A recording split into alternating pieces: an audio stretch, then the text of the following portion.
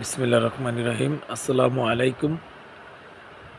বাঞ্ছারামপুরের এই গরুর হাট একটি বৃহৎ হাট, অনেক পুরানা বাজার।